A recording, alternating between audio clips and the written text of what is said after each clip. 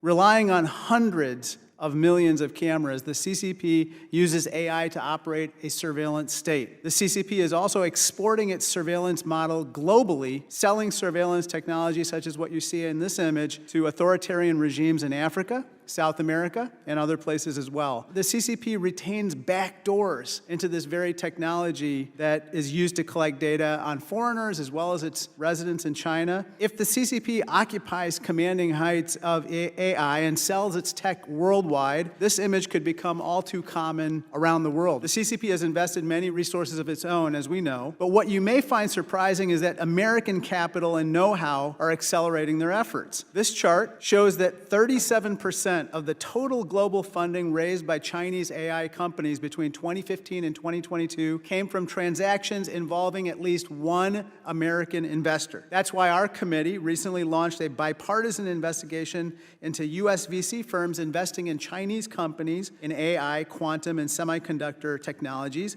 including many tied to CCP human rights violations and their military. And indeed, American VCs may be facilitating transfer of the very technical information or IP that the CCP is trying to steal. Earlier this year, NSA Director Nakasone warned American AI startups that the CCP is actively trying to steal their AI IP. The CCP also uses American-backed AI to violate human rights. It appears that one of the VC firms in our investigation invested in a company known as IntelliFusion that's now on the entity list for using AI to surveil Uyghurs. This photo shows that this company, IntelliFusion, won the, quote, Xinjiang Security Excellent Enterprise Award. U.S. investments in Chinese AI companies may be helping the CCP oppress Uyghurs. The CCP now has the personal data of 80% of Americans, and of the remaining 20% of Americans, they have some data. And that's going to be fed into their AI models to, again, be used against us potentially. In 2020, Xi Jinping warned that the PRC is at the mercy of foreign countries because it relies on, quote, key and core technologies that are controlled by others. They call them chokepoint technologies. Based on their own data, which they published in a PRC newspaper, of the 35 technologies that the PRC themselves have identified as choke points, these are where the leading companies that specialize in developing them are located. And as you can tell, 25 of those 35 are located here in the U.S.